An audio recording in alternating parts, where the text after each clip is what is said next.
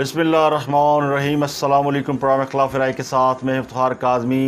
लुबेलबाब ये अल्टीमेट ये कि खान साहब ने हाथ कुछ नहीं आया और उन्होंने बड़ी एफर्ट की और उन्होंने अपना वोट बैंक भी साबित किया। उन्होंने अपनी स्ट्रीट पावर भी शो कर दी है, बड़े जलसे भी कर दिए हैं, उन्होंने अपने डंड भी शो कर दिए, डॉलर भी शो कर दिए हैं, उन्होंने मुज़ाहमत भी कर ली है, उन्होंने सिविल बालादस्ती का नारा भी लगा दिया। सारी उन्होंने ताकतें आजमा ली हैं, जितने कार्ड थे उन्होंने खेल लिए, उनका रिज़ल्ट भी हासिल कर लिया है। अब असल खेल ये कि इसको उन्होंने कन्वर्ट करना है, कन्वर्ट इनटू ये कि अब वो इलेक्शन करा लें वक्त पे, जो कि हुकूमत नहीं मान रही और कह रही हम नहीं कराएंगे। तो अब वो फिर उनको सड़कों पे आना पड़ेगा, कुछ और रास्ता इख्तियार करना पड़ेगा।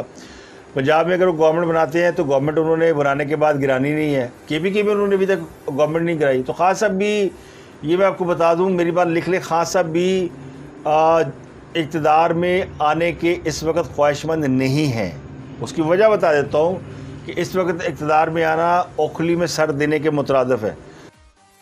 मुल्क की इकनॉमिक कंडीशन ऐसी है कि इमरान खान भी नहीं संभाल सकेगा। इमरान खान का इंटरेस्ट सिर्फ इतना है, वो जी जो इलेक्शन कराने का मुतालबा कर रहे हैं उन्हें पता है कि ये बात तो मान ही नहीं, लेकिन एक पोलिटिकल स्टांस तो रखना है ना।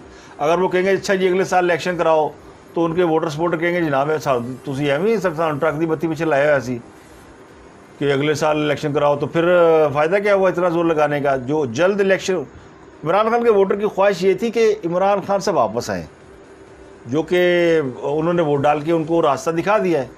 लेकिन इमरान खान साहब अपने ख़ुद को इतना आगे ले जा चुके हैं कि उनकी वापसी के रास्ते फ़िलहाल खुलते नज़र नहीं आ रहे।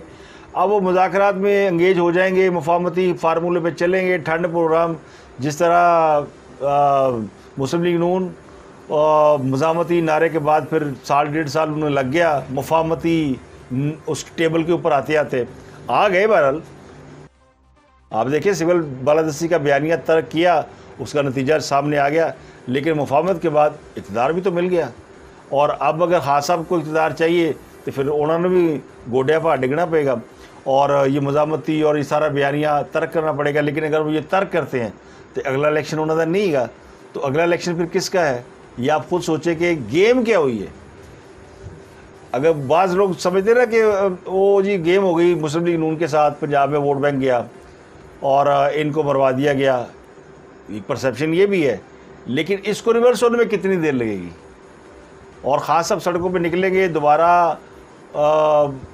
अगर वो मुज़ाहमती बयानिए पे आएंगे, फिर एक मरतबा एस्टेब्लिशमेंट से लड़ाई लड़ने की कोशिश करेंगे, तो फिर अपने लिए वो अगले इलेक्शन के में भी जाना उनके लिए मुश्किल हो जाएगा। तो ऑप्शन खान साहब के कम हुए हैं, ये इलेक्शन जीतने के बाद खान साहब के ऑप्शन कम हुए हैं और हुक्मरान इत्तेहाद के पास ऑप्शन अभी बहुत है।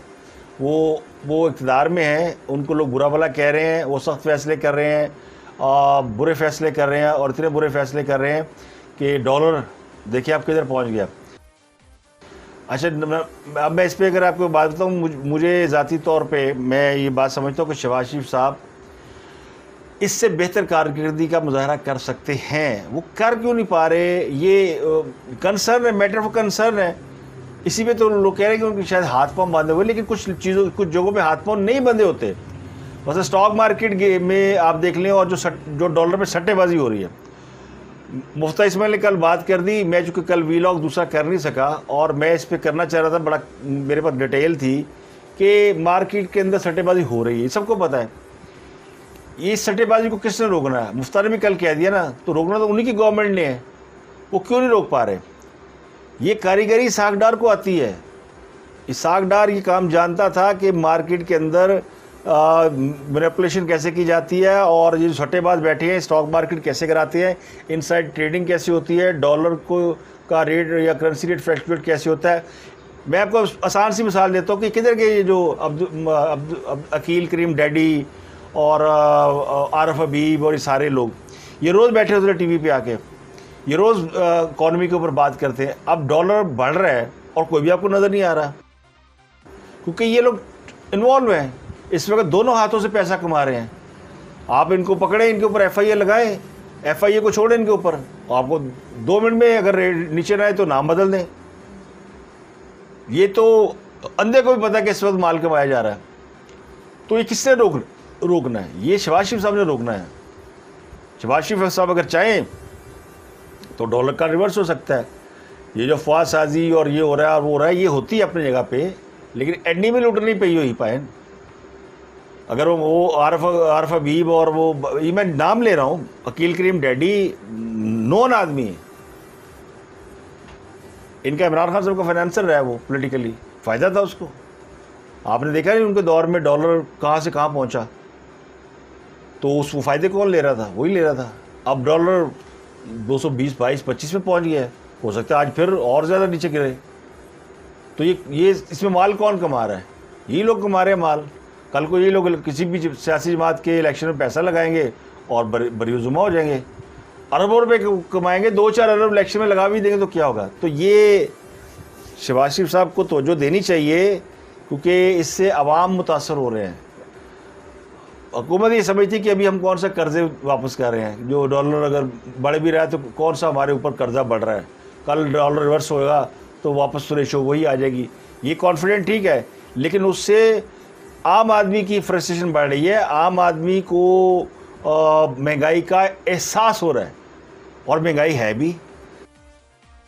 तो इसको रोकने की ज़रूरत है। मेरे ख्याल में शहबाज शरीफ साहब जो इस वक्त परफॉर्म कर रहे हैं, उनकी जो पोटेंशियल है उसका वो 5% भी परफॉर्म नहीं कर पा रहे।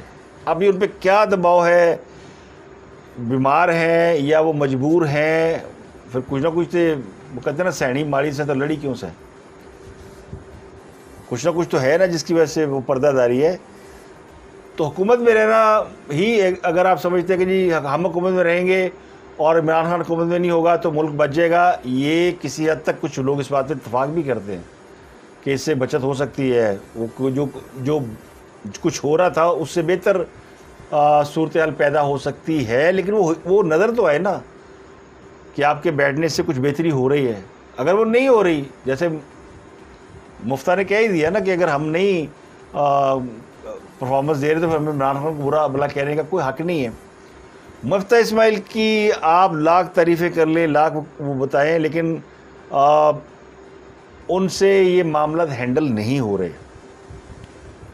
वो बहुत काबिल आदमी है, उनकी हम इज़्ज़त करते हैं, लेकिन ये मामला या नवाज शरीफ ने हल करना है या सागडार ने हल करना है, लेकिन उन्होंने वापस कौन आन देगा?